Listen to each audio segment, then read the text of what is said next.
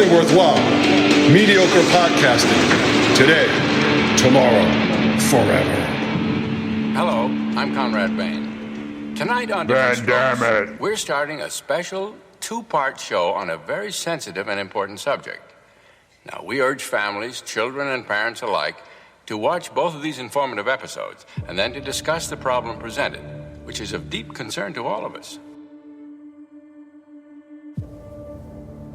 On a very special edition of Van Dammit. Hey, I think I found the missing evidence. Hurry, they're about to pull the switch. Yeah?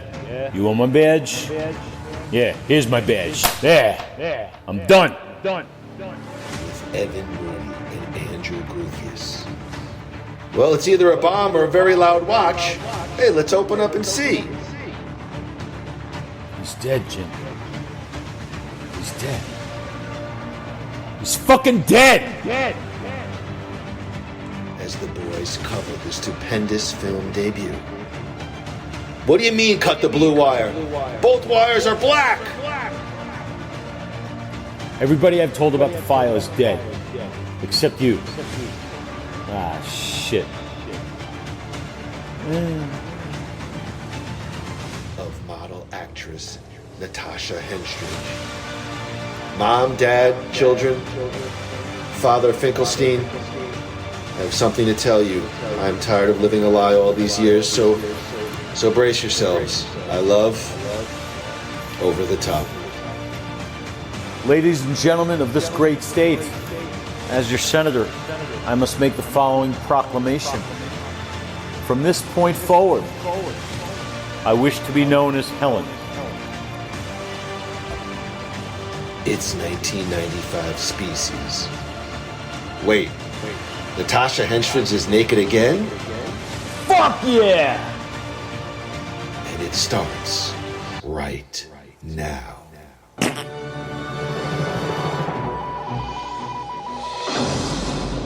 In January, a message from an extraterrestrial source was picked up at the Parkes Observatory in Australia. A new sequence of DNA, friendly instructions on how to combine it with ours. This growth is amazing. The decision was made to terminate the experiment.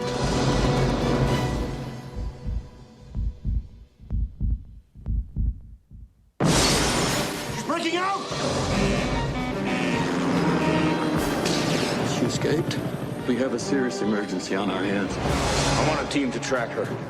Hunt her down.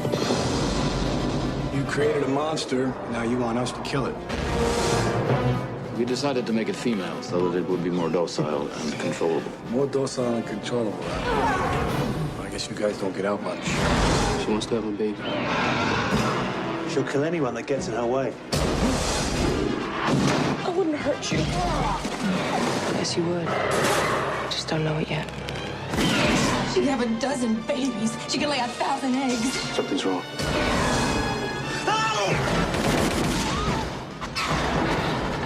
She's here! Yeah! Open the damn door!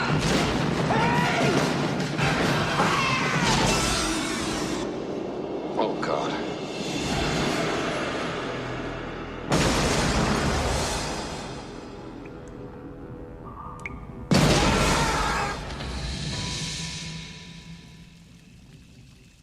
I'm sorry, your mother won't be coming downstairs for dinner. I know, that damn sciatica.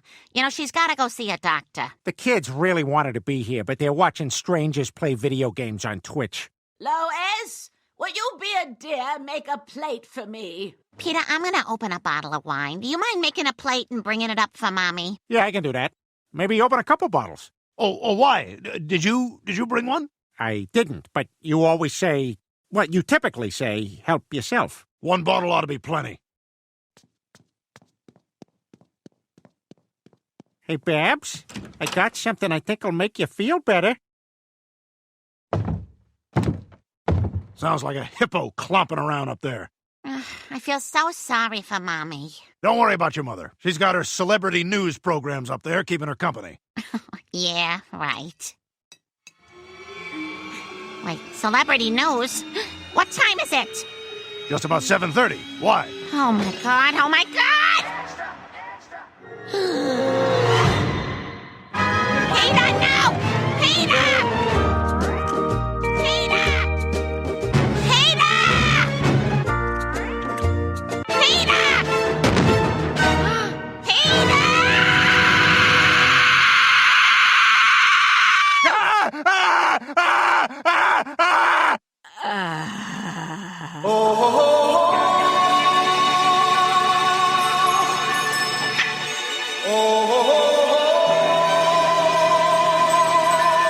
Live from the last of the Action Heroes Podcast Network studios, It's Nothing Worthwhile presents Van Dammit, a podcast about Jean-Claude Van Damme. Here's Evan Moody and Andrew Gruthius.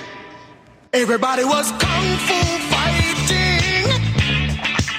Those kids were fast as lightning. Yes, indeed, it is a very special episode of Van Dammit. What production, Andrew Gruthius? What Conrad Bain, Evan Moody, Andrew Gruthius getting into hijinks.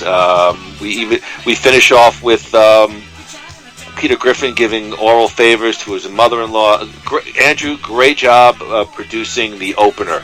Yeah, and I'm glad you think so, because when we get sued by multiple production companies for copyright infringement, I'll be calling on you for an attorney. Isn't like YouTube? Isn't there something with fair trade? I mean, who the hell knows? If anybody gave a shit about what we were doing, we would have been in trouble a long time ago. We did get something one time by the WWE. We did get something clipped by the WWE. Yes. Yes. You know what we get? I get notifications. They go to my junk mail. They're from like YouTube. I want to see your junk mail so badly. So would I. A sewer of spam and go ahead. Yeah. So they go to my junk mail. They're from YouTube, and they tell us that our content has been blocked for copyright reasons in certain regions, and then it lists the regions. And they're usually, or they might be always the same. It's either Russia or like Czechoslovakia or one of those. You know, it's it's never one that we would have a. Hopefully, you know, it's not going to be in India. They love us there. I was just setting it up for the one-liner. I was like, clearly not India. Yeah, but so that's those are the only places that seem to have a problem with us playing, Jefferson Airplane or Carl Douglas. Is that his name? Yeah, Carl Douglas. Kung Fu Fighting.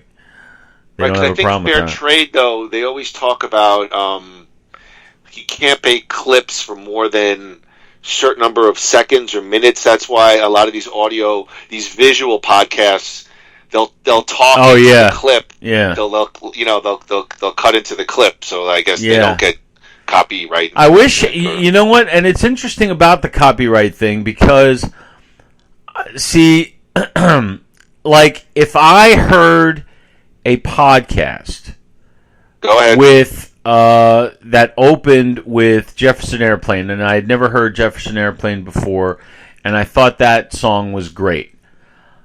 I'm going to go do whatever I'm going to do, whatever I do to get music, I'm going to do with Jefferson Airplane. I'm not going to get it from the podcast. I'm not going to record the podcast and, now Jefferson Airplane, Jane, is on my library. I'm going to go purchase the song if I want it. So it's just like if I'm watching somebody react to, I just discovered those reactors when Meatloaf... reaction videos? Yeah, when Meatloaf died. I was just looking up songs, just to play his, and I saw all these people listening to Meatloaf and for the first time and reacting to him, and I realized, I now see that that's a huge thing out there. If I'm gonna get that music, or let's say watch that movie, all right, I'm reacting to Avengers Endgame for the first time. It's fun. It's like watching it with a buddy in a way, and creepy too. But at the same time, that's not how I'm going to watch Avengers Endgame to experience it for myself. So why not just let them play it? It's the best form of advertising. If I see this guy reacting so crazily to this movie, I'm going to go watch it myself on whatever platform I pay to watch it. So I don't understand all this copyright stuff. It only serves to sell the product. I think on the reaction videos, those are for movies. They're truncated, and for songs, they have to step in and cut the song every. They know when they need to step in and make a comment. Right. So so that's why they do that. I never quite understood. Well, yeah. I mean, obviously, you're getting their reaction, but the smart podcasters know when to step in to avoid any kind of legality, I think. So, all right, Guru, there's Andrew and his reaction videos. Yeah. What would we react to? What would be our first if we branched off? Like our friends at Last of the Action Heroes. Ryan, he's gone on several different offshoots of Sylvester Stallone. So what would we do? What sidestep would we take?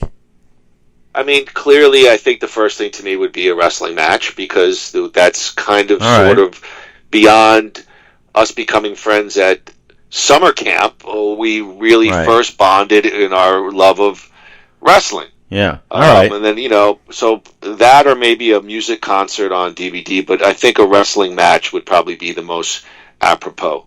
All right. And we've been doing that for years. Just that's didn't true. record it. Yeah. All we do is go on tangents. Actually, that's right. Come to think of it. So let me cut this tangent and say on today's show, we are going to take a special look at Jean-Claude Van Damme's Maximum Risk co-star's film debut, model turned actor Natasha Henstridge, in 1995 Species, in which she plays Syl, a genetically engineered alien-human hybrid.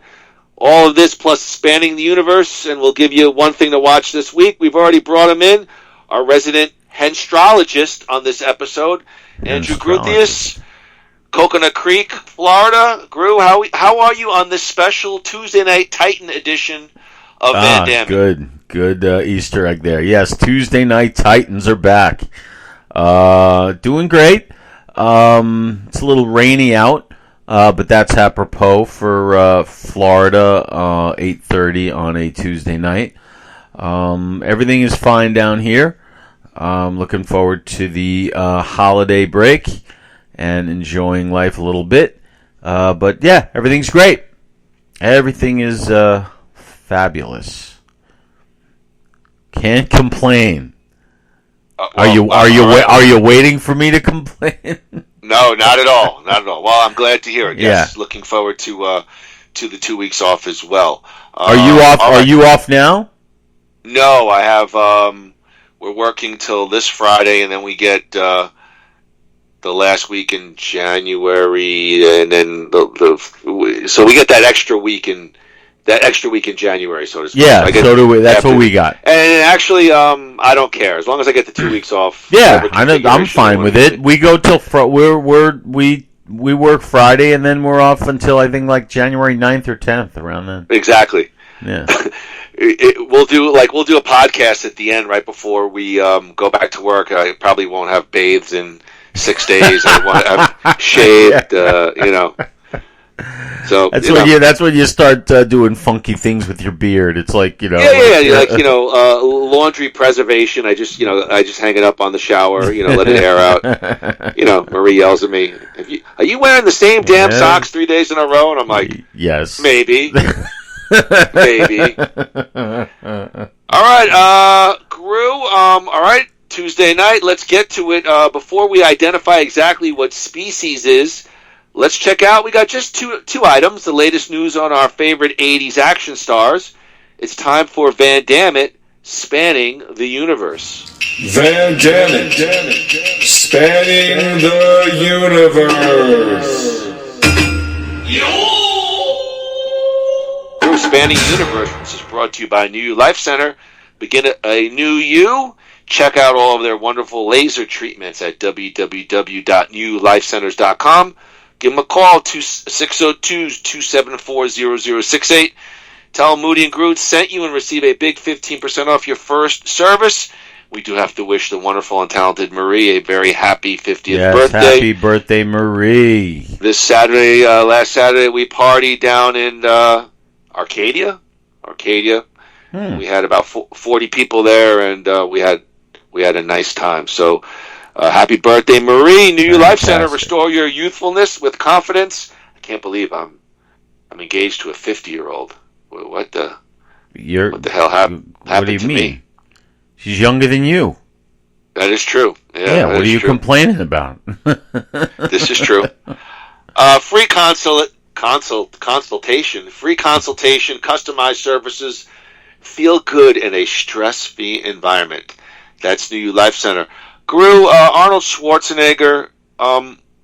Could we actually see Arnold Schwarzenegger in the MCU? Probably. Well, They're gonna need some heavy hitters if they're going to get back to the Robert Downey Jr., Chris Evans level. You know, if those guys aren't coming back, they're going to need people to fill those shoes. Well, thank you for that exorbitant comment. But I mean, I'm thinking of this, and again, respectfully, is Arnold Schwarzenegger a heavy hitter still? I'm going to say yes, because in the right thing, doing the right thing. Think about it. If without going on too much of a tangent. Don't tangent, but come on. Arnold opens a movie. Is it a lot wait to a make minute. 100 mil? No, but I don't think there's anybody like that anymore.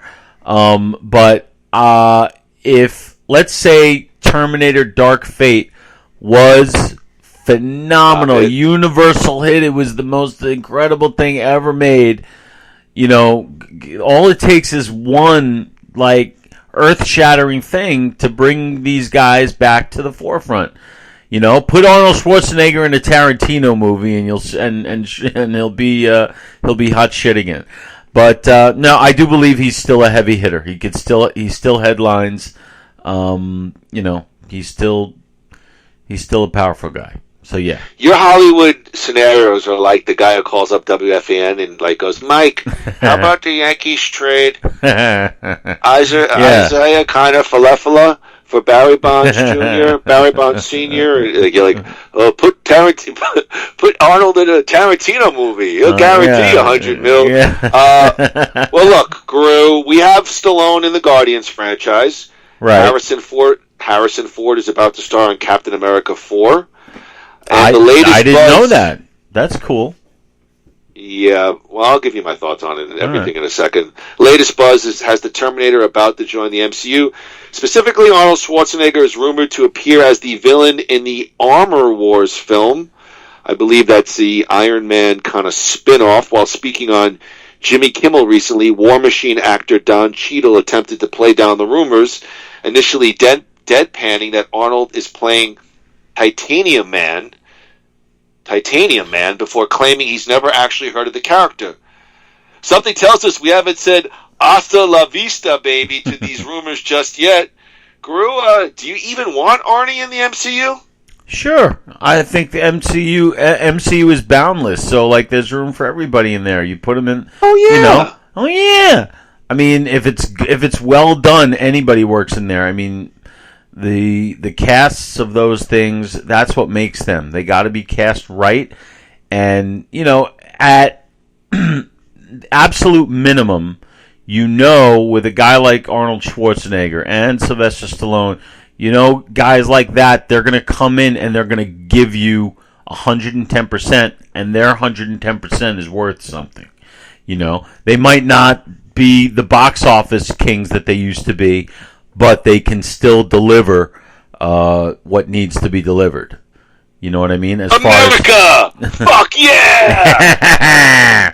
But do you know what I mean? I mean, there's they're still dependable. Well, first of all, yeah, but you were a little sketchy on Stallone and Guardians. I remember that whatever years ago when we talked about it. But that was before. Wait a minute. Let me answer that. Let me just answer that. Talk over me. No, I want to answer that.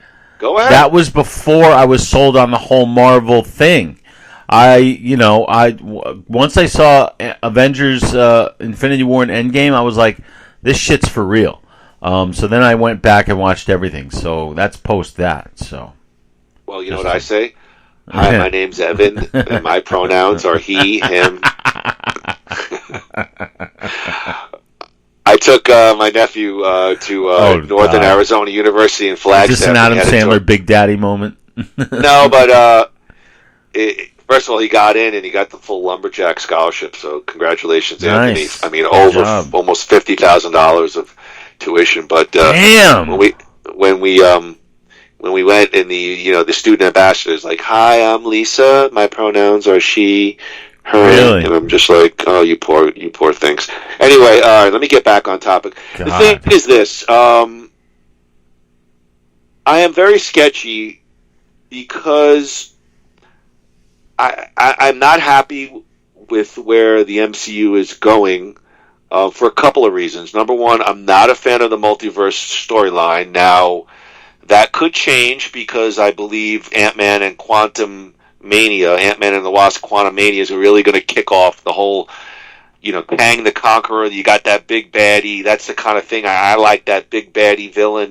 Let's get it going. Okay, so I'm not a fan of that, and I'm not a fan. They've softened these great characters. The Hollywood and, dare I say, just a tad bit of wokeness. I'm just scared for Harrison Ford and Captain America 4. And now with Stallone and Guardians, that's James Gunn. He's been kind of an outsider that's gotten on the inside because he does such great work, and his movies seem to be entertaining and not get overly messagey, and they're just a lot of fun. And I think Stallone's in a good spot with James Gunn. I just don't know about the other things. Arnold as Titanium Man. I'm skeptical, but listen, I'm an Arnold fan, so I'll give it a chance if it goes down. Well, James Gunn is. Have you been reading about James Gunn the last couple days? I know that he took over DC he kind of cut like The Rock out of it, and I mean he's made some cuts and nothing more than that. I mean, if you want to give me a quick blip, he's just like dismantling it inside and out, and the fanboys are having a fucking shit fit over it. It's hilarious to watch. It's like, Jesus Christ, chill out. It's a goddamn movie. Of course, Andrew, we've already said anything internet universe related, it's very demonstrative, but I don't think there's a lot behind it. I've said this about the internet wrestling community. I've said this also about social media. They'll blast a movie and it'll still go out and make $250 million. Yeah, you're right. And which is not a lot these days. All right.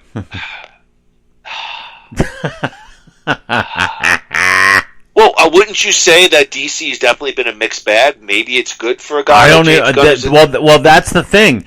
And I know we're getting off on a tangent here, but that's the very thing, because they're having a shit fit over the fact that The Rock brought Henry Cavill back as Superman at the end of Black Adam, signaling he was back as that character. Then here comes James Gunn saying, no, we're going in a different direction, we're rebooting the whole thing, and everyone's having a complete conniption over that guy being kicked out. But none of those movies were considered very good. Man of Steel wasn't very successful. No, it wasn't. Batman vs. Superman, people hated that movie, from what I remember. I didn't like it Ironically enough, I didn't hate it, but it was nothing special. Successful. And I still haven't sat through Justice League because it's very difficult to sit through. So what's everyone? You didn't sit through the 4.5 hour Snyder cut? I didn't even sit through the 2.5 hour whatever other cut. But I'm saying, what are people? So people didn't like this dude in the first place. So what's the what? Just because someone's coming in and messing with your precious shit? I mean, it's not even precious. and that was another Andrew Gruthius rant. Yeah. I should make a jingle for that. I should make a jingle for that.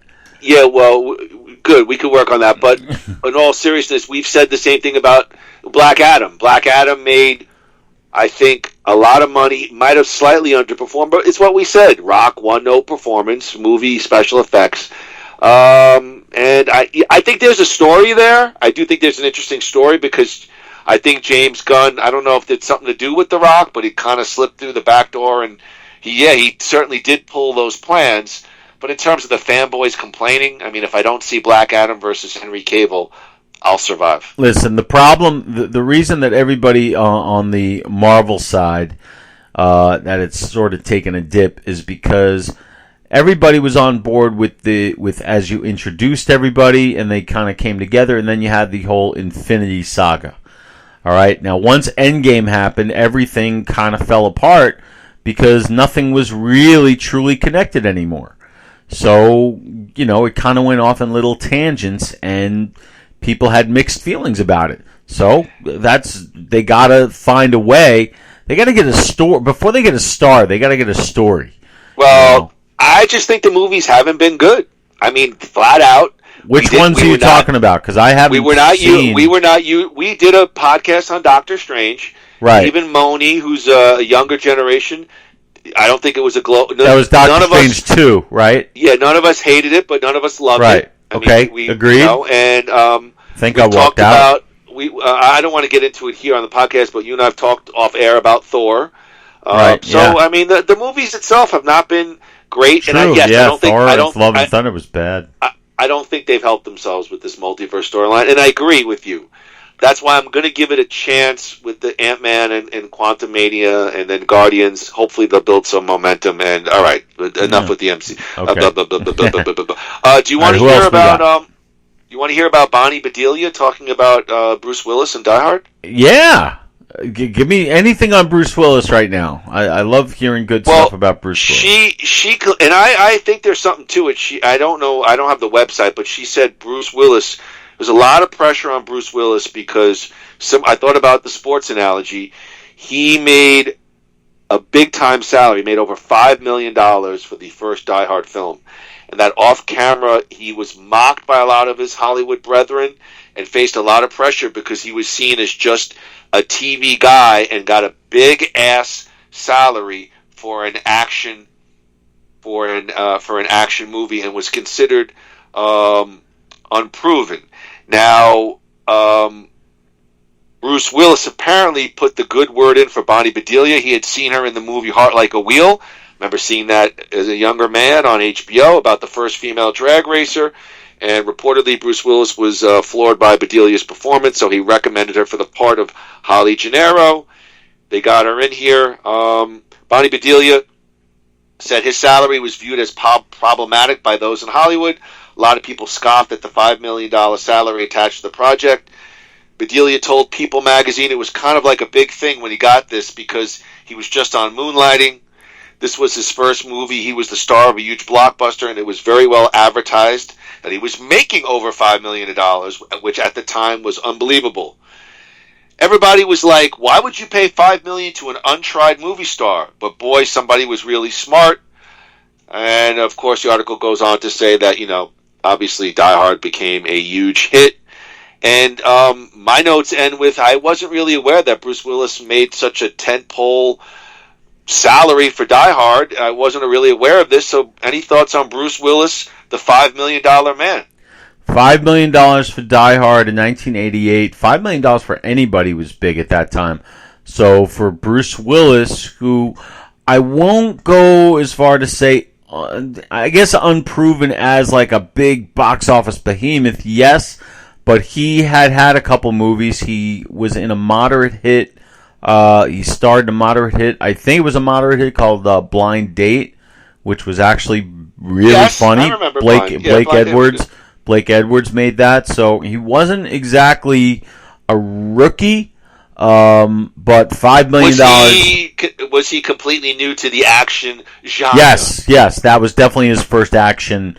Except I think I never saw what he did on Miami Vice. I just know he had some kind of minor role on Miami Vice. Wait.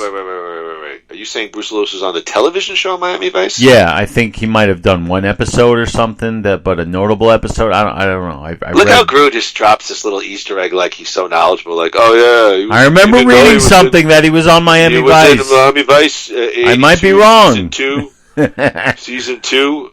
I don't think I've ever actually watched an episode of Miami Vice. In the Air Tonight. Go ahead.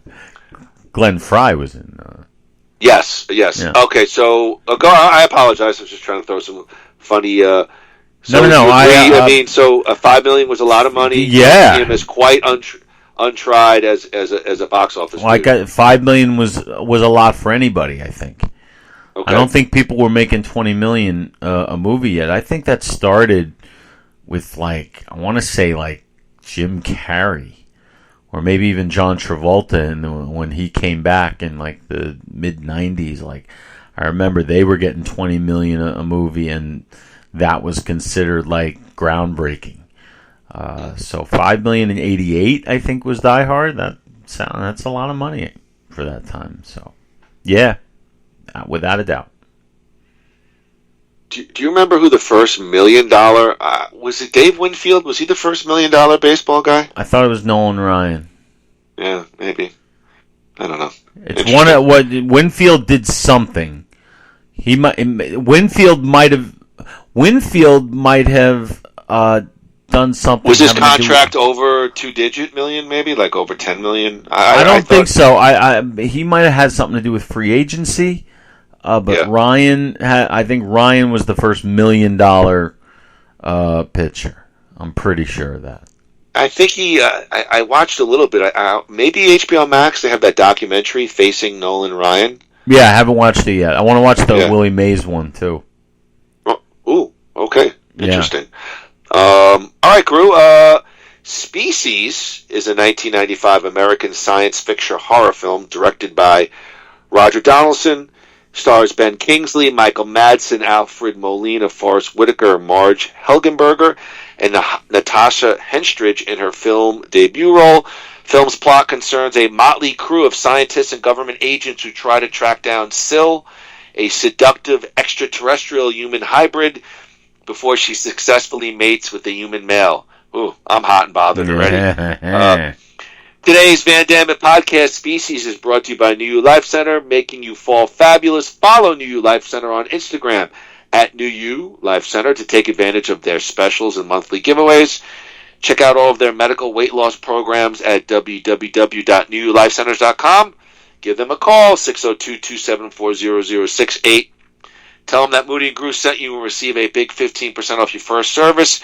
New You Life Center's Phoenix Premier Med Spa for Botox, fillers, laser, aesthetics, weight loss, and hormone optimization. A big Van Dammit thank you to Maria New You Life Center. When are we getting that new jingle, Marie? Time to start singing for us.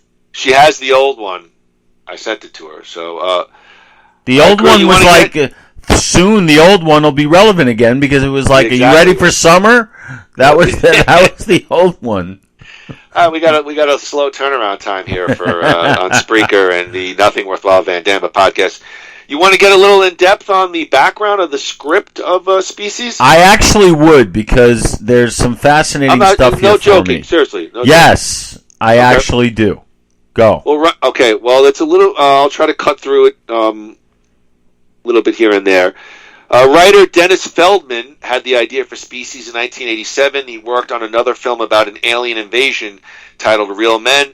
He read an article by Arthur C. Clarke about the insurmountable odds against an extraterrestrial craft locating and visiting Earth. Given that stellar distances are great, faster than light travel, Feldman started to think about it was unsophisticated for any alien culture to come here in what he described as a big tin can. So then he considered what would be the possibility of an extraterrestrial contact through information. Then he detailed that the message would contain instructions from across the void to build something that would talk to men instead of a mechanical device. Feldman imagined wetware. Now, Gru, what is wetware? Wetware. Wetware is... used to describe elements equivalent to hardware and software found in a person. So that would be like our central nervous system and human mind. I don't know too much about wetware. I know about wet dream, but not wetware. Well, wet dream ends up in wetware. So, well, yes. We need hardware to get. Okay, anyway, hardware to get to wetware to get exactly. This is like what is that? Seven with Kevin Bacon. 7 to wetware. 6 degrees of wetware. Did you see, real quick, speaking of Kevin Bacon, did you see the Guardians of Galaxy holiday special on Disney Plus? Not yet. People have told me it's okay. All right, well, I'll save my thoughts. We'll see it, and then we'll talk about it. Okay. So he wrote a film treatment called The Message. The original script had the alien being created by a bathtub geneticist. Yeah, I guess. Isn't that someone who messes with, like, DNA? Yeah, but in a bathtub. That could be sexy. He had the project aborted by the government. Oh, that explains that line from the movie about, hey, they didn't find any of the guys' schmutz in the bathtub. Remember? Oh, yeah, that's right. Yeah. Check if they had sex. Yeah. So anyway, he changed. So it would be like a police officer and a group of biologists searching for a creature. Then he changed the protagonist to government team, and then he coined the name SIL. He thought about forming an acronym, but instead chose only the 3-letter name after learning the specifics of the genetic code, which can be represented in groups of 3 letters. SIL would originally emerge from a DNA sequence manipulating human DNA and constantly mutating, as she would use junk DNA to access all of the defenses of the entire animal kingdom that humans evolved through. So you could see some of the beginnings of the Species script. This was offered to several studios. It was passed up. In 1993, Feldman reworked his ideas again. This one was sent to producer Frank Mancuso Jr.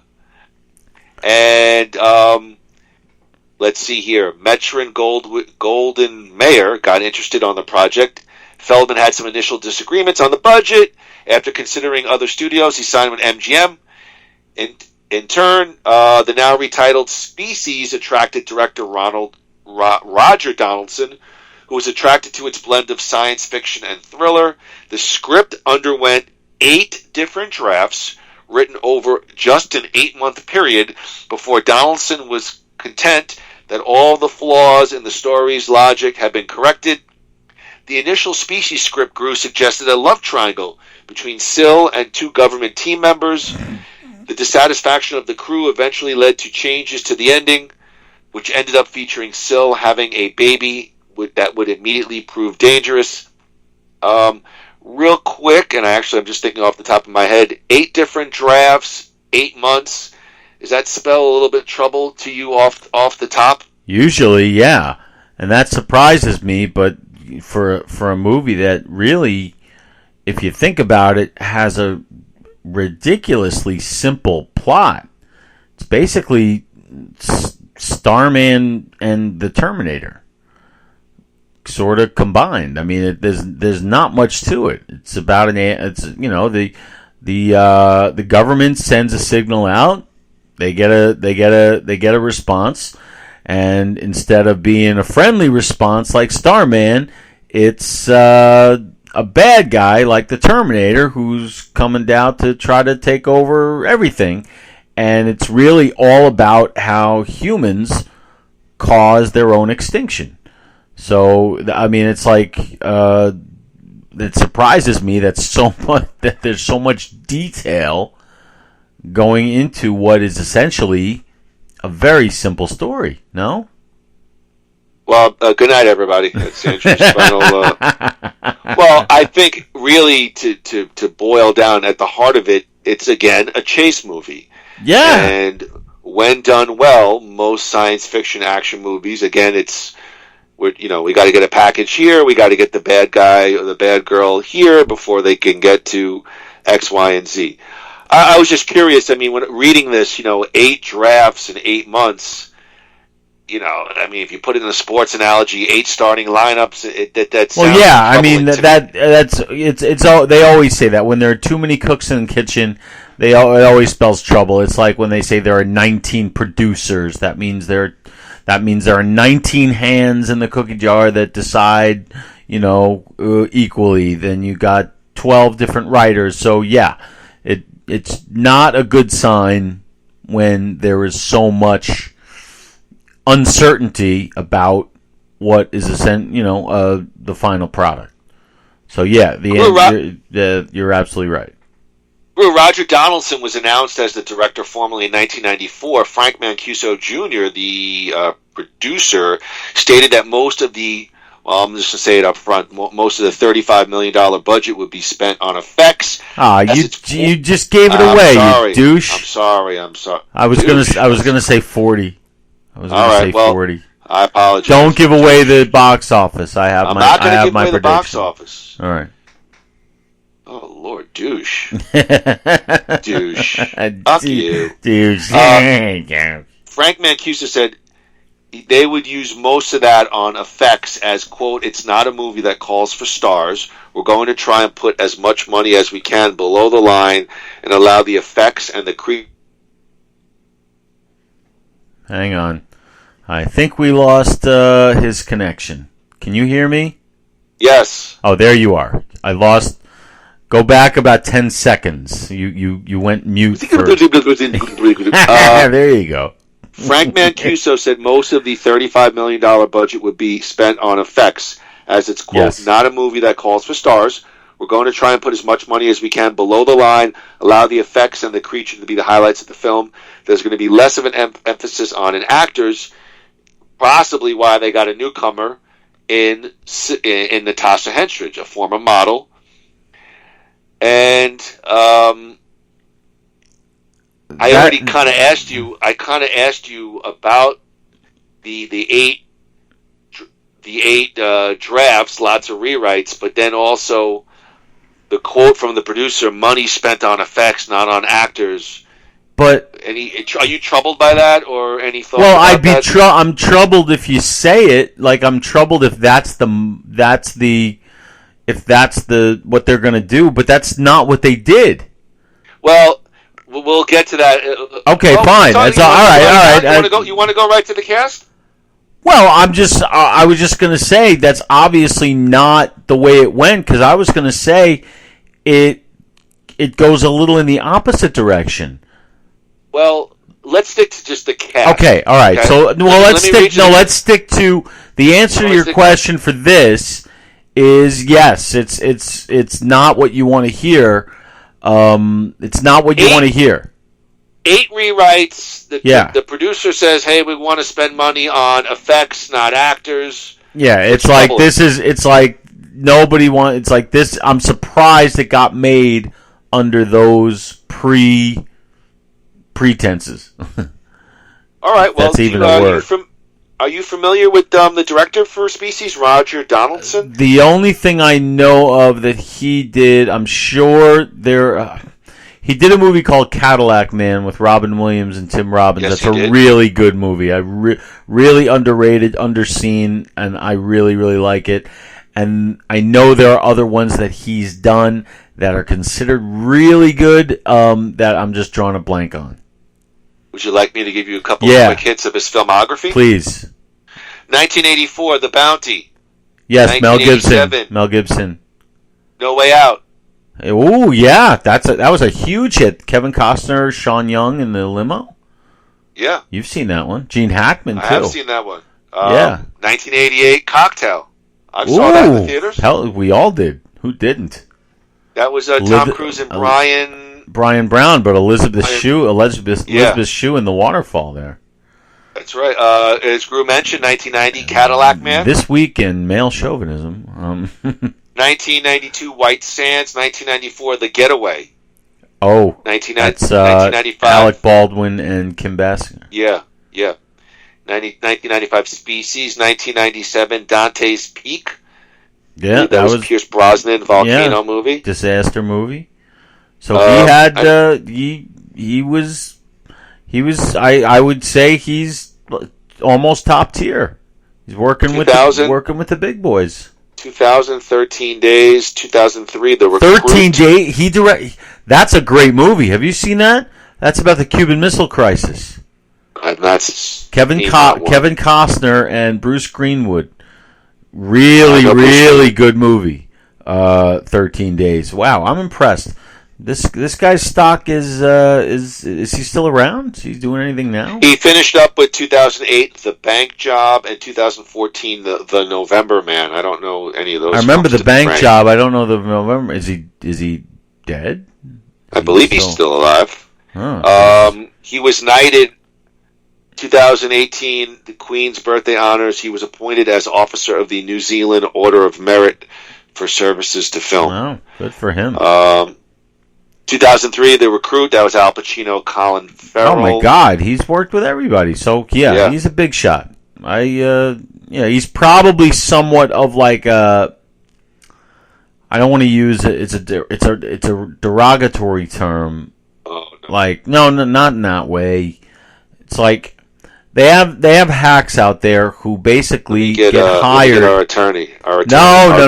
On the phone. They call them hacks. They're just people who are like they're just hired to, hey, we got the script, come and direct it, instead of like being a huge part of the development process and like being, like doing more personal movies, like okay. And I don't know if Donaldson falls into that category, but either way, it doesn't matter because he's got a very impressive filmography there. So good for him. All right. Thank you, Andrew. Let's go to the design. Syl was designed by Swiss artist H.R. Geiger. You know anything about H.R. Geiger? No, but I love his work, and I'm hoping that I can retain his services in the future to create a similar. We're talking about the same thing, right? Well, he's the guy who created the creatures for the Alien films. Oh, I thought you meant he created Natasha Henstridge. Well, he did, but I mean, he didn't create it. Natasha Henstridge is a human being. I mean, a man and a woman, a sperm traveled in. You mean anyway in the hot tub? You're not aware of H.R. Geiger? Like, no. He's a world famous artist, and he's been in. His designs were in all those Alien films. No. Okay, honestly. well, Donaldson thought Geiger was the best man for the film after reading. He has a compendium. I think I've seen some of it. It's called Necromonicon, but it's basically a lot of those sort of his artwork of the alien and sort of that industrial kind of right. look. Okay. And Donaldson and Mancuso flew to Switzerland to meet him. Geiger was given an opportunity to design a monster in another way. Now this one is going to be aesthetic, sensual, deadly, looking like a woman.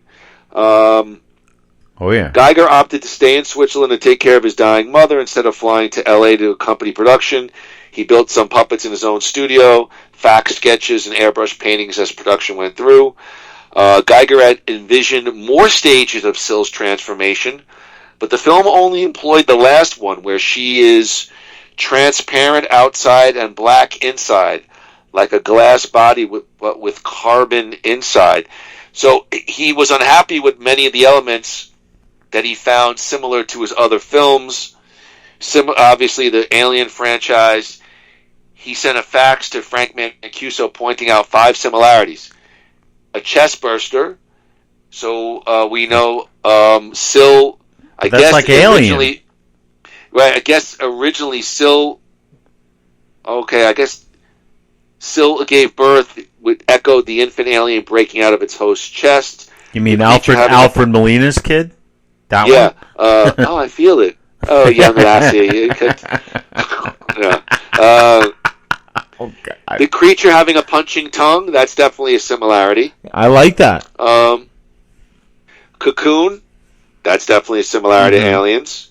The use of flamethrowers, which, obviously Ripley made popular, especially in the Aliens. And having Geiger himself as the creature designer. Stick with what works. He probably cost a fortune, though. Well, he did influence the ending of the movie. Apparently, the ending was going to be Syl.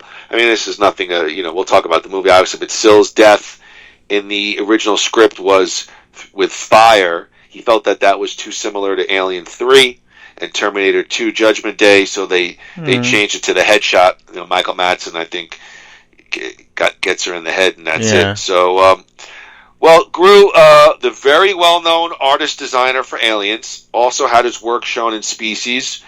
I ask you, I have some thoughts as well. Was it too derivative? Syl, was it too derivative of the Alien sort of vibe? I don't think so. I actually found that a little bit endearing in a way.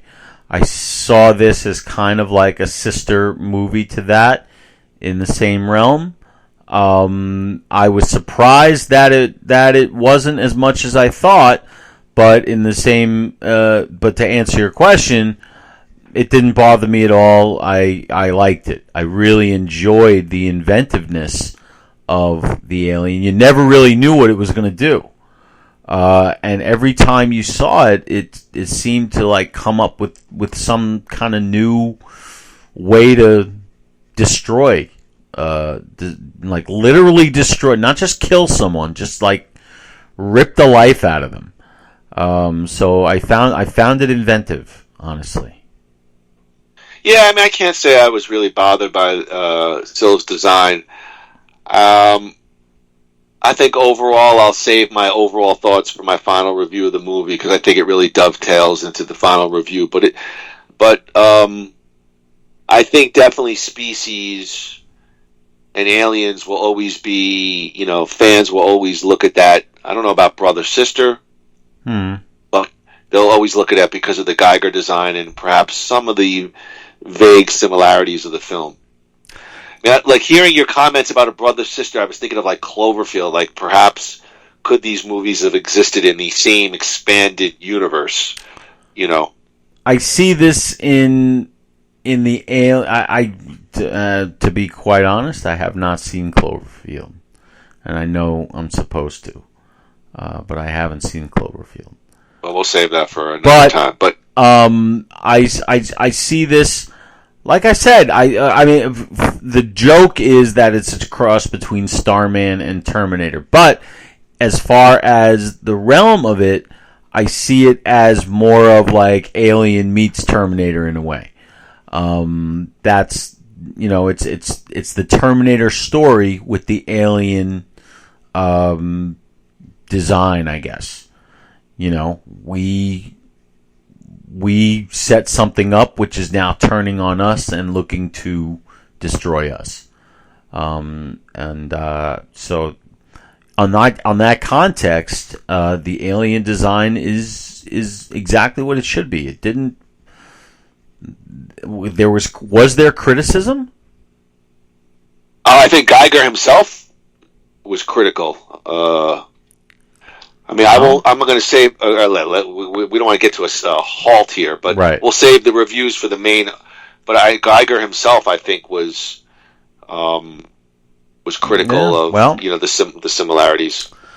Well, he should hang out with Billy Joel because they seem to have the same approach to their work. But I have no problem with it. Way to wedge a Billy Joel reference right into the middle of. Hey, we're trying. That's kind of what we do. You got to be a big shot, did you? Let's talk about influence and themes. Dr. Laura Baker, Marge Helgenberger's character, speculates if Syl is indeed a biological weapon sent by a species who thought humans were like an intergalactic weed.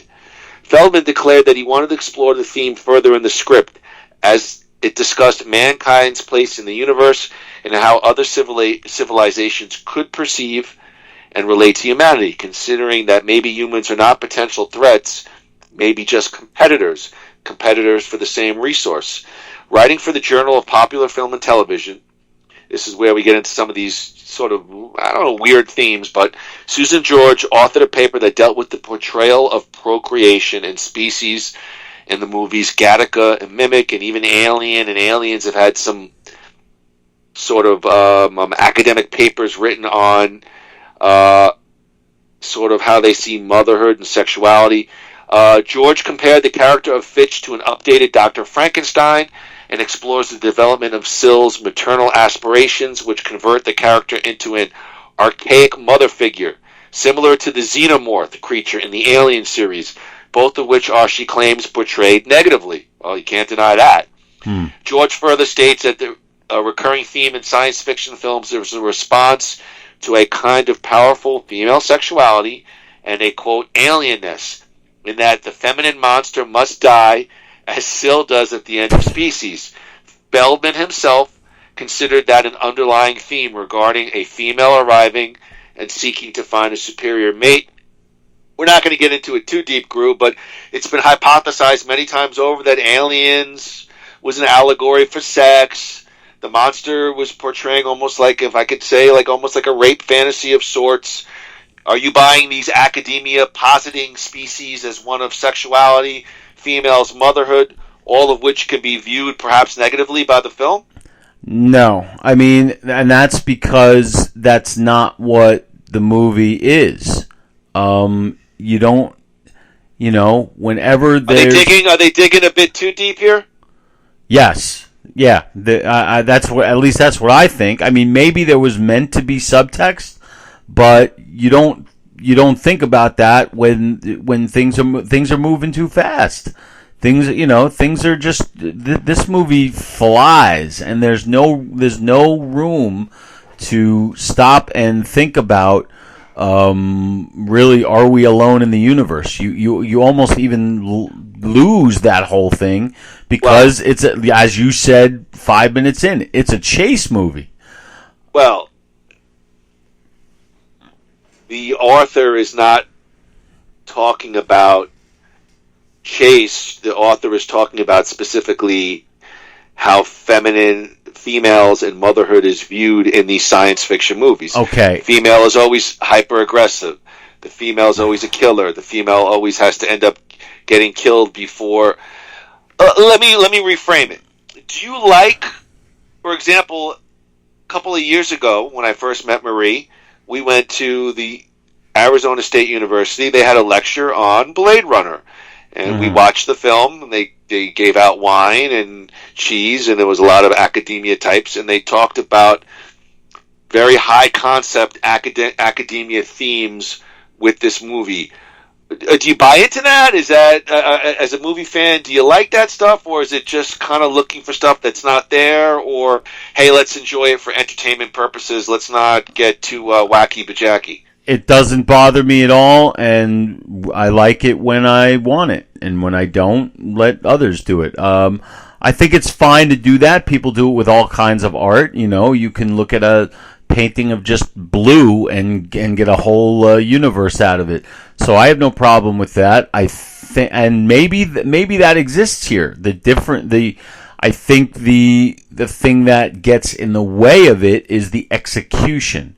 Meaning the way it's made, you're not thinking about that, and it might be there in like one of the previous 7 drafts. There might be more. Like, for example, think of the Terminator. All right, number one, the Terminator movies, especially the second one, it's like 45 minutes longer, and there's a lot more prophesizing. There's a lot more discussion about the literal situation that's going on. This is what's going to happen. This is what we need to do. This is who we are. This is who we're meant to be. All of that stuff. And for whatever reason, it truly, truly works. Here, there's no room for that. That's not I'm not saying that as a bad thing. I don't. Okay, but here's my thing. The author's not saying that. The author is looking at the material, and she's a hypothesis. She's theorizing that this is what the movie, the subtext of the movie, and I guess Feldman. I don't. An argument could be made, but I don't disagree with you either. The Terminator thing. That's actual part of the makeup of the movie. Here, they don't get very high and mighty. I will say, without giving away my full review, this does still have a very B movie feel to it. Yes, so it doesn't. So the delivery is not high concept, but the material may have. Okay, so what I'll say is that I'll look at it as, yes, she has every right to look at it that way. Very valid points, and I look at it as the same as someone analyzing the ending to The Sopranos. It's whatever you want it to be. And anything is valid as long as it's something worth thinking about. So that what you just described to me is a very interesting way to look at this movie. And if I watch it again, I might look at it through that kind of lens. That's what I enjoy doing. I enjoy seeing movies again through different lenses. So that's certainly something I'd think about.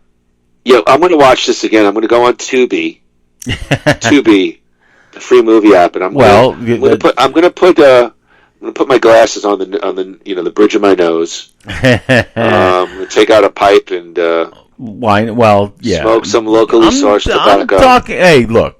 I'm talking. 2-3 days from now. I mean. Years from now. Well, listen, I do know, I do know Alien. They've sort of always talked about those themes, and yes, I did go to see a academic lecture on Blade Runner, and I would do that in a second. It was fun. It was a lot of fun. I didn't put a lot of thought into it, but it was a fun night. I enjoy that movie. Do they have do they have discussions, or is it just lecture?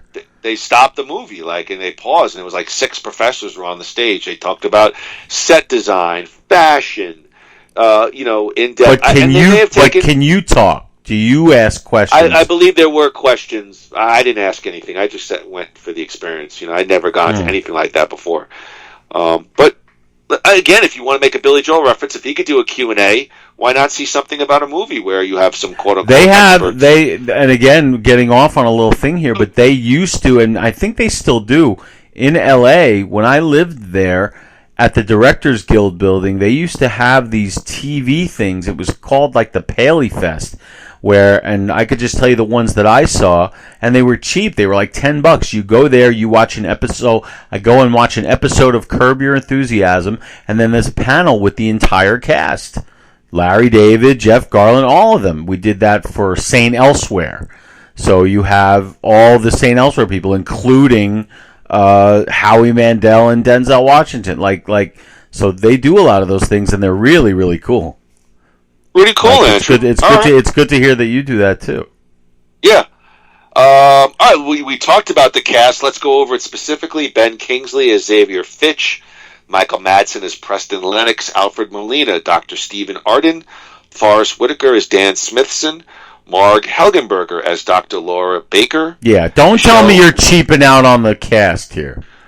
Okay, so, and I just, of course, as Andrew wedged his way in, but I had a line, right? I had a line under my notes referencing the quote from Frank Mancuso Jr., saying most of the budget would be spent on effects, but it seems to be, on the surface, a very deep and impressive cast here for Species. My only question is, did they get some of these folks young in the game? Alfred Molina looks very young in this. Forrest Whitaker, I think, is very young. Madsen was a fairly well-established name. Kingsley was as well. Marg Helgenberger was a TV gal, I believe, for most of her career. Natasha Henstridge is an unknown, beautiful, but an unknown. My only question is, did he get some of these before they really blew up? Yes, but no. Yes, but no. Come on. Yes, but no. Meaning that none of them were at the height of their powers, but they were all above the line title, above the line names. Molina was in Raiders of the Lost Ark. Molina goes back for a long time. So, this was not like 95. Molina was a very well-known character actor back then. Helgenberger, yes, she was on TV, but she was, I think, the star or the female lead on the CSI thing, right? Or one of those. Yeah, but CSI was way after this deal. way after. So she, maybe, but Madsen was coming off of like Reservoir Dogs and Thelma and Louise, so he was hot back then. Kingsley won an Oscar. He was making those. He was making a lot of these kind of movies back then, like the kind of like not money grabs. No, not well, maybe money grabs, but he's really good in them. But he was 2 years off of Schindler's List, for God's sake. So Ben Kingsley is not a small get here. I didn't say that. I didn't say right. Kingsley and Madsen, I'll give you. My only question to you was, did he get the others on the rise up instead of at the big free agent contract? On the others, all right. I'll give. Well, Henstridge. I don't know. Henstridge definitely, because it was her first. But the answer is on those two. On Melina, yes. On who was the other one you said? Forrest Whitaker. Forrest Whitaker was pretty well known at the time. He had done. He'd been around for a while. But aside from that, looking in the background, everybody is a familiar face. There are character actors all over this movie, people whose names we don't know, but faces we'd recognize in a second. So they did not skimp on the casting at all. All right, listen, I'm not doing another Paul Ben Victor filmography, okay, so screw you. All right. Species time grew 1 hour 48 minutes, and it's rated R for sci-fi violence, strong sexuality, and some language. Very liberal with the nudity. Yes. For one Miss Henstridge. Any thoughts on the nudity? Do you think maybe she regrets that today? All that nudity? Honestly, I don't know, because the only other thing... I'm asking you. Supposition. Put yourself, asking you for an opinion. No. I hope not. No. I don't think she regrets it. I don't think she regrets it. But Helgenberger shows she gets a little nip slip in there too. That's a great. Yeah, great. I was surprised by that little competition. Well, we'll get to that in 1 second. Guru, let's just real quick. 1993, search for extraterrestrial life. Transmission received detailing an alien DNA structure along with instructions on how to splice it into human DNA. The result is Syl, a sensual but deadly creature who can change from a beautiful woman to an armor-plated killing machine in the blink of an eye. Government agent Xavier Fitch assembles a team of scientists and mercenaries to locate and destroy Syl before she manages to find a mate and breed. Gru, you want to do some fun facts? Sure. All right, let's have some fun facts. Are we ready for some fun facts? Take a sip of. I'm ready. We're ready. All right. The debut of fun facts. Nothing Worthwhile presents Fun Facts. All right, Fun Facts is brought to you by New Year Life Center. Now, are they going to be able to hear us? Are you playing the musical bed underneath us while we're talking? Just tell me about the fun facts. Oh, come on. I'm asking you. Yes. All right, the answer is yes. Andrew, during the production, MGM opted not to shoot the Nightmare train sequence to keep costs down. H.R. Geiger was not willing to accept that. However, so he spent $100,000 of his own money to finance the sequence. What? Yeah. The guy who's getting paid to make the aliens is spending his own cash to make the aliens. To make that nightmare train sequence, which I think is the first semi-detailed shot you get of Syl. All right, doesn't make much sense. Maybe he's got some like back-end deal or something, but that's a weird fact there. But okay, you got to do what you got to do. Back end. Michael Madsen once claimed that this was one of the few movies he had done that he was proud of, but referred to the film's sequel as lousy and admitted he only did it for a paycheck. But well, and how many movies can you say that about?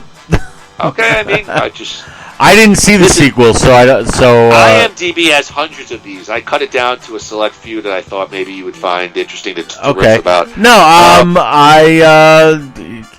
he's got a lot more. He's got a lot of explaining to do on his filmography. I would imagine actors like you, like regular people, take sometimes projects just for the do-re-mi. Yeah. From the scene in which Syl is born from the cocoon, the train set was built upside down. Natasha Henstridge, totally naked and covered in KY jelly. Oh, yeah. Was pushed through the cocoon, and the shot was flipped upside down afterward to achieve the effect of her falling out. That's a great scene.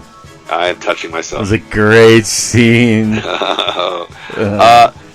Andrew, you referenced it earlier. Michael Madsen and Marg Helgenberger were allowed to improvise their sex scene, and you do get a nip shot on Marg. Yes, a very surprising nip slip. I don't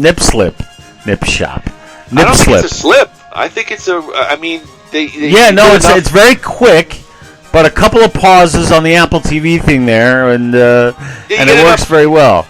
You get enough meat on that shot. I'm being serious. Yes. It's not a slip. And I'm surprised because she's not one of those people who you would think would be. But I guess she saw the other girl strutting around, strutting her 20-year-old body around the screen. She's like, let me show what my 45-year-old hips can do. I don't think she was that old, but. Yeah, and I think even the scene sort of infers a little oral sex action as well. Infers? All right, well, anyway. All right, I'm going to jail for that comment. Thank you. Fitch's comment that they made Syl female to be more docile is an in-joke that reveals his ignorance. In many predatory species, the female is more aggressive. I don't know why I include that stuff. All right, great. Let's see. Pierce Brosnan was offered a part in the movie but declined due to scheduling conflicts with GoldenEye 1995. He worked with Roger Donaldson on Dante's Peak 1997. What role would that have been? Maybe the Kingsley role? The Ben Kingsley role? Kingsley, maybe. Maybe the Molina role. Yeah, I think Pierce was too handsome for that one. Yeah, maybe.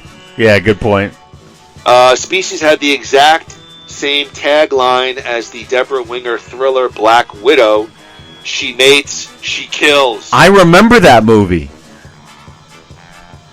Yeah. Teresa Russell. Remember her? Yes. Teresa Russell. There's like a lesbian scene where she in like the pool or something. Gotta check that out. I'll be right back. Yeah. Thank you. Syl is an ectogen, a person who was or being gestated in an artificial womb. Ooh. Anyway. Just a who? Ectogen. Gestated. Right. Geiger had. Now this is interesting, I think. Geiger had envisioned more stages of Syl's transformation, but the film, as we said, only employed the last one. Geiger envisioned Syl glowing with red-orange heat, getting brighter and brighter as she got angrier or felt more threatened. The studio claimed such a thing would be impossible, and when Geiger had test designs made to show it could be done, they still refused. Now, I think that's bullshit. I do too. H.R. Geiger is like a world-renowned. You get him on your lineup, you got to go with what... I mean, he's a specialist. You got to go with him, right, Gru? Yeah, he says... The pro says you do. I mean, that's just. I learned that working in the movie business. No, I'm serious. I know he's going to be like when Marty. No, I remember. No, I just remember many instances where movie stars would make demands that seemed very frivolous, but when you see what they do with these things and how it contributes to what they're trying to do, you think, you know what? This guy's saying this is what he needs to do this kind of thing. You give it to him. So, okay, agreed. So I see that, and that's disappointing because that would have been cool. That would have been cool. That would have been cool. Yeah. Yeah, I think it would have added maybe some more elements to the Syl character. A deleted scene was cut would be the team was using a computer simulation to see how fast it would take for the effects of cell mating, and then the progeny also mating. As they watch in horror, dots of red flash across the world and then turn into a wave until within a decade the human race is extinct. That would have been cool, but we've seen a million shots like that in movies. Yeah, you're right. Where it's, good point. Our computer analysis will project. Yeah, that would have brought the movie to a screeching halt. In 2 weeks, mankind will be dead. Natasha Henstridge was considered for the role of Jill Valentine, as seen in the early draft of Resident Evil 2002, as well as the sequel Resident Evil Apocalypse. Supplemental materials for Resident 2 credit Species as one of the inspirations for the game franchise, which features male victims of monster inbreeding and female characters who mutate into grotesque but sexually attractive creatures. The reason why I included this was I could see Natasha Henstridge in like the Resident Evil franchise, like that like badass heroine, in the future dystopian, kind of deal. Well, I've never seen any of the Resident Evil things. I don't know anything about them, but based on your description, I'm interested in them now. Well, that was Mila Jovovich. She was in that Arnold Schwarzenegger commercial that we showed. So she's the female lead in all those Resident Evil movies. But I've never seen any of them, so I don't even know what they're all about. Really, you'll like this one. Species is named one of the films we only watch for nudity by the website Horrorland. What website is that? Horrorland. Hey, let me write that down. Harborland? Yeah. Horrorland. Yeah, let me write that down too. Horrorland. Horrorland.com or something? I guess, maybe. /RedTube? Yeah. Michael Madsen signed on immediately at the chance to play a hero for a change. Good point. Yeah, Sir Ben he was great. Are we going to talk about... is this where we're talking about the cast? I mean, you can. I'm just going through some his talk about cliches, but in the best possible way. Like, I mean, doesn't he always play sort of the casual, cool guy? He's in every the movie? cynical guy. He's gonna wear the 3 layers. He's gonna wear the blazer with the open shirt down, so you can see just a little bit of the wife beater underneath. And he's going to be the guy, he's like, who are you? I'm the guy your mom told you not to talk to. He's like, every line he says is another, 40s noirish quip, Yeah. And you could see that right away. And you know what? The shit works for this movie. So Madsen was great. Madsen really was great. Sir Ben Kingsley, Forrest Whitaker, Alfred Molina, Michelle Williams, who was a child in this movie. That was Michelle. Wait. Michelle Williams. That was the 12-year-old Syl. Yeah. I knew she looked familiar. Yeah, I didn't even notice. And I saw Michelle Williams in the credit at the beginning, but then when the movie started, I just didn't even think about even looking for her. I didn't realize how long ago the movie was made. Wow. I didn't realize they all starred in Marvel comic book films. Molina starred in Spider-Man 2.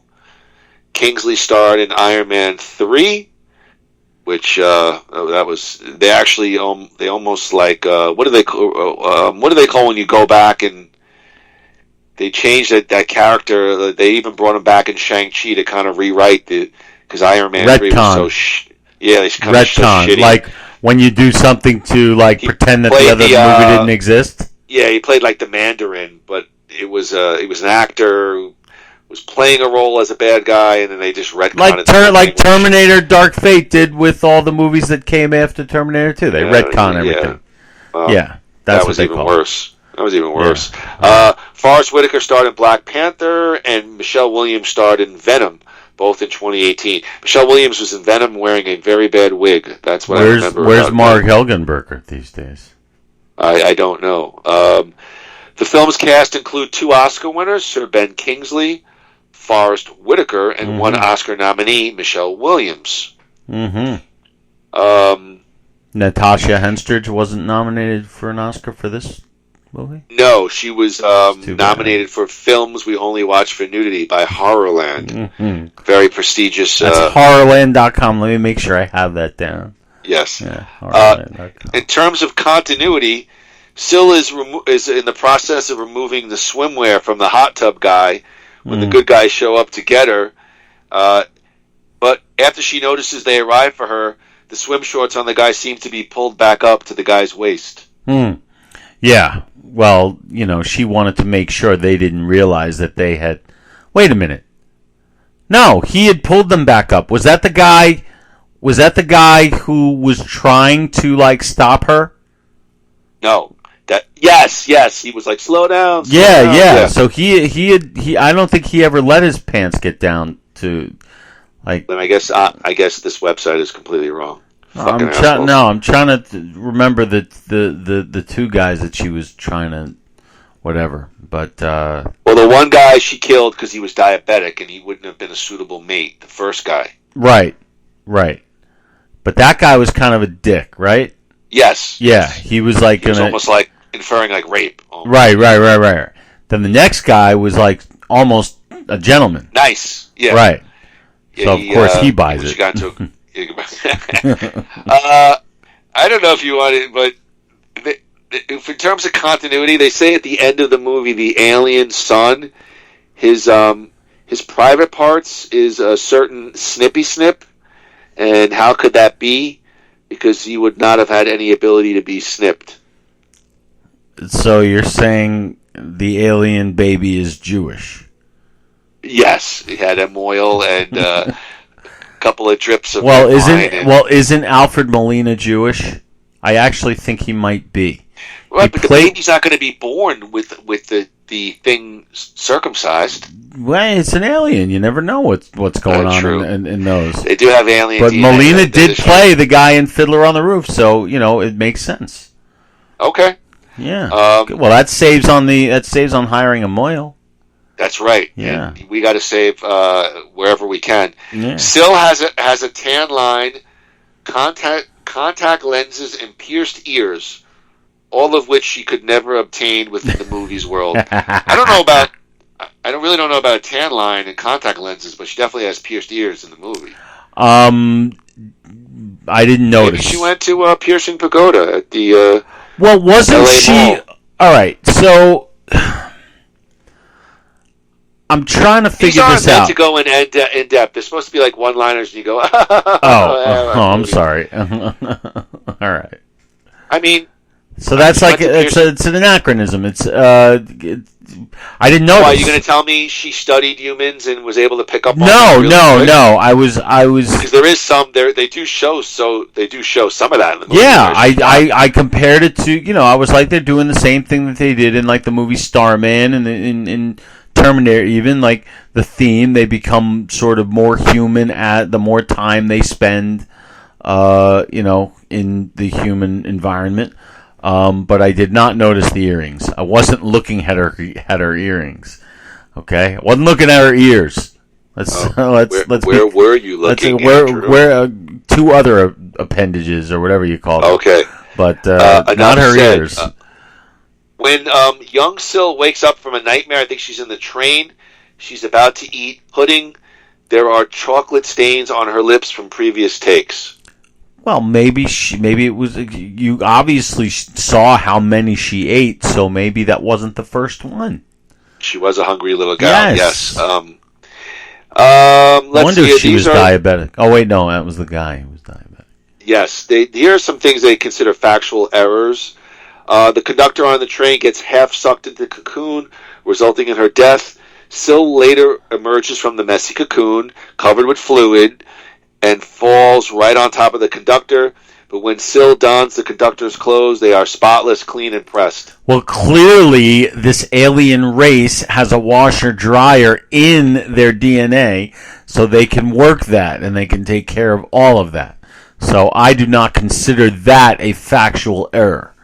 I consider that error possibly deliberate by the filmmakers, one of those IMDb errors that they call. Well, let me hear what you think of this. Okay. When the scientists try to kill young Syl, they flood her cell with what is supposed to be cyanide gas. The gas looks like white steam. However, cyanide gas is invisible. Duh. I have no idea. Well, I didn't. You know what else they do with white steam? What? When they're looking for Syl in like the forest behind the guy's house, and Syl is watching like Michael Madsen through that little alien eye. Oh yeah. They see like white steam, like she's clearly walked this trail. Yeah, you know? I got nothing for that one. All right. When the team goes back to the hotel, they had drinks. They have drinks downstairs. They go to their rooms. A member of the hotel staff is seen knocking on the door saying, "Housekeeping," and Syl obtains her keys. However, no one in a hotel typically makes housekeeping rounds in the evening. Who gives a shit? Fuck you. Who wrote that? Housekeeping? Stewie Bajakian. Tommy Boy. Come on, Tommy Boy. Have you seen House? That was in the morning, though. Was it? Yes. You sure? Yes. Housekeeping. You want me to jerk you off? Oh, yeah, it was in the morning. You want blowjob? Wait, what kind of housekeeping is this? Oh, Richard, hold me. Well, I don't get. You know what? The housekeeping's on 24 hours a day. You need new towels and sheets. You call, you're going to get them. All right? So I don't consider that any factual error at all. I'm so wasteful, like when I go to a hotel. Like, I just look at a towel and I throw it on the floor. You know? You're that guy. When I'm home, it's like, I smell it, I'm like, oof, I could go another 6 days. You don't have to throw in the laundry right away. All right, Andrew, let's cut all the mirth and merriment. We're done with fun facts. Do you want to take a gander at the box office for Species? I have domestic gross, I have international, and then the worldwide. So you can give me 1, 2, or all 3. Again, I have domestic, I have international, and I have total worldwide gross. What do you think? Species 1995. I remember this movie coming out. It was popular. It was a hit, like, way more than anyone thought it would be. It spawned at least 2 sequels that I'm aware of, one of which was legit, meaning, like, original cast people. So I'm going to say, for a movie, and you said the budget was $35 million. Yes. For a movie like if a $35 million movie is gonna justify a sequel, like a sequel movie sequel, not like go to DVD sequel, I'm gonna say it's got to break $100 million. So I'm gonna say 110, $110 million. I'm total. just, I don't know how it. You know what? I'll say 110 in the States, domestic. Okay, you were right there. So the total worldwide was 113. It made about 60 mil domestic, another 53 international for 113 total. Okay, all right. Opening weekend in the U.S. made over 17 mil. Wow. It had a 53% share of the domestic box office. Made more than Private Parts. Opened more than over 2,000 screens. So it had about a 6-week average run per theater. That's a hit. Okay. Well, Andrew thinks it's a hit. What did the critics have to say about Species? So very interested to read you some reviews and hear your thoughts, your final thoughts on Species. Species grew a 42% on the tomato meter based on 73 reviews. Species scored a 31% audience score based on over 25,000 audience member reviews. I always find that interesting when the audience score is lower than the critic score. Me too. I think that's telling about a movie. I'm not quite sure. Me neither. I don't know what that means. It just means that I feel like audiences are usually more forgiving, but here perhaps they're not. I mean, it's weird, right? Yeah, maybe because the critics see value in some things that audiences don't. Like, audiences were expecting maybe something different from this than they got. Like, I know that my expectations were not met in different ways, and I'll explain that when I review it. So that could be something, but it doesn't quite make sense here. I don't know. Let's hear what the critics had to say, Gruey, about Species. Michael Phillips, Chicago Tribune. It's a sex horror fantasy without laughs or life, a nightmare without sense, a casual pickup that should have been left at the disco. Jamie Bernard of the New York Daily News. Despite its silly excesses of misogyny, watch out for female sexuality, it'll kill you. This absurdly exploitative sci-fi movie is not unpleasant to watch. Jonathan Rosenbaum, Chicago Reader. In spite of all of its unexplained and semi-ridiculous plot premises, it works surprisingly as well as a genre exercise, perhaps because, like Alien, it knows how to exploit misogynist, biological, and sexual anxieties for all they're worth. Ian Nathan of Empire Magazine. Despite the ridiculous premise and casting, it's still a pacey little sci-fi thriller. Gene Siskel, Chicago Tribune. Roger Donaldson directs Species with a firm pace, and right up until the end, he's in control of a most satisfying summer film. And finally, Owen Gleiberman of Entertainment Weekly. It doesn't help that the special effects are second-rate. The squishy primal horror of Alien has been replaced by a kind of mechanized yuckiness. Okay, yuckiness. Andrew Grew, let's get you out of the let's get you out of the dugout, and let's get you up to bat. Your time is now. Give us the definitive Henstridge word on Species on a scale of 0 to 4 cyanide canisters. Did Species Grew offer you more than just Natasha Henstridge's film debut and the titillating shots of her naked, or is there a really good sci-fi film in there? What do you say, brother? My expectations for this were not what I got. My expectations were we were getting true science fiction. What we got was a supercharged, high-octane thriller, which I loved from the very first moment. I was hook, line, and sinker in 30 seconds in when I saw the premise, when it came up on the thing about alien, all that kind of stuff. I'm interested in that, and all this mumbo jumbo about sexual whatevers. Yeah, you get a lot of tits and ass in the movie from one of, I will say this, Natasha Henstridge in this movie is, if you asked me to describe my absolute perfect fantasy whatever, it's between her and the Penny from The Big Bang Theory. But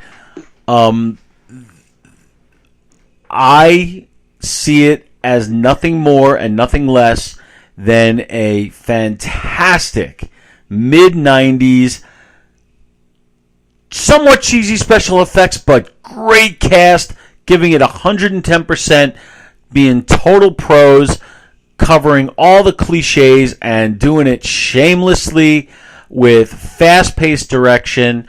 I really, really enjoyed this movie more than I did when I saw it for the first time, which was, I think I saw it in the movie theater. I really loved this movie. And until the formulaic ending, which I felt could have, if the ending was as inventive as, meaning the entire set piece that ended, it ended up being, basically Jurassic Park and all that at the end there. So were it not for the formulaic ending, this would be tops. But because of that, I am going to give it 3.5 cyanide whatevers. Is that what they're called? Cyanide what? Well, you don't even listen to the whole setup and cyanide canisters. Yes. Yeah. 3.5. 3.5. I was super surprised at how much I truly enjoyed Species. So, do with that what you will. But I really, really enjoyed this movie. I thought they didn't go as far as they could have with the inventiveness of the whole thing. But that being said, all the other things I said made it really fun to watch. So 3.5. That being said, all the things I said. Yeah. Are you again giving me one of those? And I'm not saying you're saying it's bad, so bad that it's good. No. You're not giving me this. Sometimes. Because I'm not buying that shit again. Please don't do this to me. No. Sometimes movies are better served when the special effects don't overshadow everything else that's going on. Like, the best special effect in the movie was the alien itself. Okay? Yes. The stunts weren't that good. There were like anytime they're riding in a car, you could tell they're not really, it did have a B movie feel, and I liked that about it. To me, it worked for the kind of, just like in a way, The Terminator. The Terminator was a B movie, and you love The Terminator. We both loved The Terminator. That was a B movie. The special effects in that movie were very primitive, and it wouldn't work the other way. Because it really it gave the movie its pulse and its style and its feel. So that's what I feel about this one. All right. May I take you asked, I answered, so now it's your turn. You asked, I answered. That would be a good name. You asked, I answered. That is true. I mean, I did ask him. Shame on me. It's funny you mentioned Terminator, because Terminator is actually in my notes. So, okay, go ahead. Let me give you guys a final Moody review, and I differ a little bit somewhat with my esteemed friend on this movie. I'll give you the good. I'm a fan of science fiction movies no matter what. Mm-hmm. So I am always game for a good science fiction movie. You're always going to get me on the couch, and you're going to get my attention at the beginning. As Gru mentioned, it's a deep cast. There's, we got H.R. Geiger, visual aesthetics, which is always a winner to me. So I like that. It's a chase movie, which I like that as well. And, as Gru mentioned, Natasha Henstridge, she has a great film debut. She is stunningly beautiful, and she's fun to look at, but she can act a little bit. She's good. I bought into Sil. Mm-hmm. Okay? Now I'm going to give you the bad. Ugh. Yeah. Ugh. What? What was so bad that you're preparing yourself? Okay. You don't get much in terms of Sil, the alien. You get a lot of shots that are angled and dark. You don't really get the big reveal to the alien until the end. Like most good action movies, it's essentially a chase movie, but I never got that urgency as Terminator. I never got that urgency in Aliens.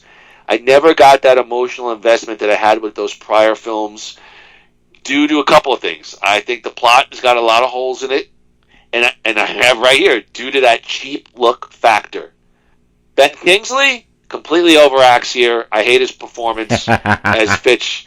Wide eyes with the single teardrop rolling down. Then when he finally gets off at the end, he's with the light and the eyes are wide open with the water. As a guy who's a government, maybe pseudo soldier, scientist, I thought his performance was a complete overacting. And a guy who's a quality actor maybe wasn't a great choice here. Forrest Whitaker is some hippie empath. Complete waste of Forrest Whitaker's skills. I thought he's really there just for exposition, I feel her. Her motherhood is coming. Okay, absolutely. I'm giving you some of my criticisms of the movie. Final review, Gru. I wanted to love this movie so badly. It's got sci-fi. It's got aliens. It's got a kitschy cast. Michael Madsen, Alfred Molina, Natasha Henstridge. It's got violence. It's got boobies. It's got everything that I like, but it didn't. Where you found maybe the B movie appeal charming, I didn't like that. It didn't have overall quality. And here's how I put it. And everything that I'm saying I thought about and I wrote down. I can go into Publix and I can get a nice name brand Tombstone frozen pizza. A major brand whatever. I don't get frozen pizza, but I can go to get Campbell's soup. Okay. Or I can go, and for less money, I can get a generic. Maybe it's close, maybe it's not, and maybe I don't have the same overall enjoyment. That's my analogy to Species. It's not Aliens. It's not a knockoff, but it feels like just a cheap, generic. When you talk about Terminator, the material to me elevated my experience. Here, it didn't. And I enjoyed some of the performances, and I enjoyed some of the pieces of the movie, but I'll give it 2 canisters of cyanide, and I think I'm being generous there. Wow. Because of the sci-fi factor and Geiger. But to me, it's a good generic. It ain't the original. See, it's interesting because everything that you didn't like, I agree. Ben Kingsley is way over the top. Oh, I thought it. Difference I is thought he's terrible. But difference I don't like is I loved it. I loved how over the top he was. I felt it was necessary for the nonsense that was going on around him. It just did it for me. You also and you mention the single solitary tear, and he goes, he mouths, I'm sorry. Yeah, I was hooked right in. Look, I can see, I can understand that for whatever reason, the stuff that usually bothers me didn't this time because I think because I was so surprised. It wasn't nearly the kind of movie I thought it was going to be. I thought it actually took place in outer space. That's what I thought. Right. I mean, that's what it's kind of marketed as. Like the posters and even the credits look like. I mean, it looks like it looks like an Alien knockoff, but it's not. It might be an Aliens knockoff. That's more of like a chase. No, I think the movie is hurt a little bit by the H.R. Geiger. It's got the similar aesthetics, but it doesn't pull it off. Now, Alien was conceptualized. I've read a lot about Alien and the whole franchise and watched a lot of YouTube videos. It was conceptualized as a B movie, but they brought on board Ridley Scott, and he saw something in the material and he said, no. Let's just not make a cheap knockoff kind of deal here. Like, let's put a few bucks into it, and we'll use some camera tricks and things like that, and let's go the serious route. And I'm not saying here they went for gimmicky. I'm not saying but it came across. Now I will be frank. It'll if I have a quiet moment and I got nothing to do, I'll put on Species 2 because I'm curious to see where they'll go with the story. Me too. But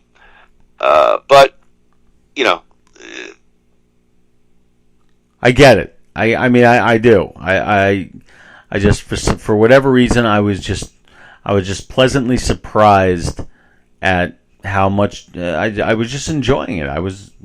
So I mean, if there was so much the notes, but this whole concept of wetware and alien DNA and communications, there could have been a really, really high conceptual movie. Now, here's the thing: you go too high concept, sometimes you leave the audiences sitting there going, "Huh." And I think there was once a Jodie Foster movie. I forget this. Contact. Yeah, very high concept. Then you go 2001, and sometimes that's a miss because either people don't connect, right, or then you got to watch YouTube videos to figure out what the author or the producer or the director is trying to do. So I'm glad they didn't go ultra high concept here, but they could have classed up, I think, the material a bit more. And I said enough, but I think my generic analogy is a good one for Species. I agree. It ain't Campbell's. It's Publix brand, which can be not bad. But it's not Campbell. You know what I mean? All right. So there. All right. I said it. I'm sorry I didn't like it. All right, Andrew. Let's finish this up. Give us, please, one thing you're watching this week. Give our viewers, our listeners, one thing you're watching this week. All right, I am watching on your favorite channel and my favorite channel, the world's favorite channel, the one channel that everybody in the world probably doesn't have the Roku channel. And I'm watching the Roku channel. And I'm watching the movie entitled Weird, the Weird Al Yankovic biography. I've seen the trailer. It is hilarious. All right. This is a very special movie. This is a biopic made by Weird Al Yankovic. He's in it. He wrote it. The guy who played Harry Potter plays him. Yes. And it's a fact-free biopic, meaning it's all made up. And it's hilarious. Yeah, I don't know if I'd like that, though. Oh, my God. I think you will. Okay. I think you will. I mean, because Weird Al. I want to see a biopic where I learn facts about the guy. You'll learn some things, but what I'm talking about is, for example, Daniel Radcliffe is his name, I think. He's Harry Potter, so he plays Weird Al Yankovic. Now, Weird Al Yankovic's a skinny little runt. Okay, he's got like hunched shoulders. He's a nerdy looking guy. So Radcliffe, he's got the hair, he's got the mustache, but he's jacked, and he plays him like that. He plays him like exactly how he's not, and that's what I mean by it's completely fabricated. Okay. And like you know who his love interest is in the movie? Madonna, not the actress, meaning the person in the movie. He's dating Madonna. And is that factual? No, they never met. Well, I don't know. All right, I'll give it a shot. It's fun. It's a comedy. It's not a biopic. It's a comedy, and it's hilarious. I think it's. I don't think it's just on the Roku channel anymore. I think that's where it came out, but I think they've made it because it's been as popular as it has been. I think it's more widely available. So I recommend it. What about you? What are you watching this week? Man, I don't even get a chance to watch. I like to just stick to my our small environment of entertainment. But I did catch on Netflix 2022, and it's a major movie, and I enjoyed it. Brad Pitt, Joey King, WWE part-timer Bad Bunny, Bullet Train, action caper on a train. And I'm going to tell you what I liked about it. It was, to me, could be the next Fast and the Furious franchise. Really? It's with better acting. It's sort of a fun, ridiculous action film. It's got a touch of irony. It's directed by David Leitch of John Wick fame. So, you know, if you're a fan of John Wick, which I am, especially the first one, it's well done. And Brad Pitt's in it, and it's just got all these characters, and you could run prequels and sequels of different assassins and characters on the train as the film progresses, and it's just it's a fun action movie. All right, I've seen the I haven't seen any trailers, but I see it advertised. Looks generic to me, but you say it's good. I will check it out. Yeah, you could do a lot worse. Brad Pitt's a legend. It just turned 59. Wow. Got his birthday. So, all right, Gruey. Next week we return back to the mothership. Nothing Worthwhile with Moody and Gru. We'll return with our Nothing Worthwhile end of year special. All the stuff that we love to talk about: WWE, Howard Stern, movies, music, television. We'll get our thoughts on the latest news involving those subjects, and we'll give you our predictions and our best looks at what might happen in 2023. Andrew, Nothing Worthwhile end of year special. Yeah, aren't you asking questions? Yeah, that's what we're doing. It's going to be this. What is our format? I throw ideas at you. You respond. No, but I have no idea what's coming. I work for 15 hours in research, and then you just wake up 15 minutes before the podcast, drink a decaffeinated coffee, and then splash some water on your face and go, "I'm ready." Well, look, I spent I spent all of fifth period yesterday putting together that opening package, all right? I neglected my students. Just kidding. We'll ask Andrew. We'll talk about some of the latest developments in the world of WWE, Howard, movies, music, television, and then we'll see what predictions we have for 2023. And then, Gru, in 1 month's time, we'll come back to Van Dammit.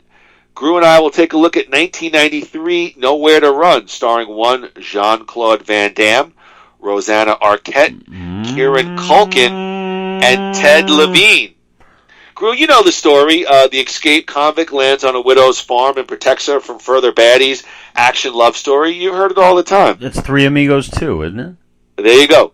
When the law can't protect the innocent, the only hero left is an outlaw. Gru, Jean-Claude, and Nowhere to Run.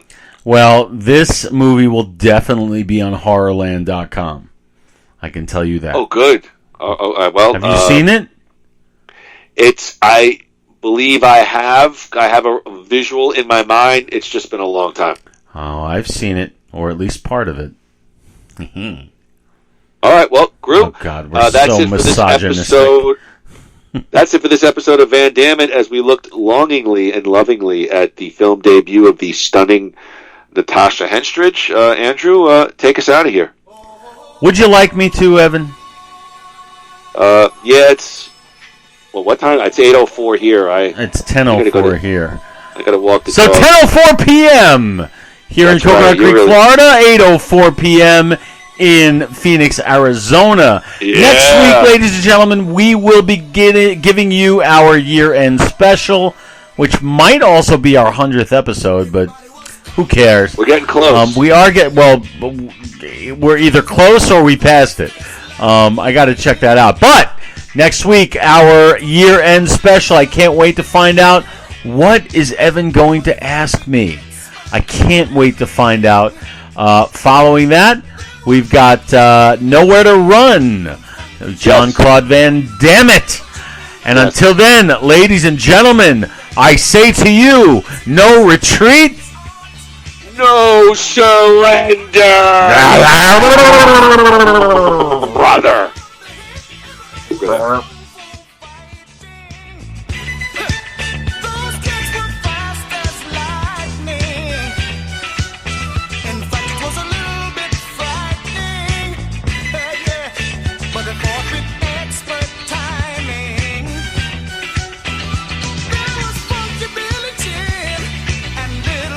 Charm.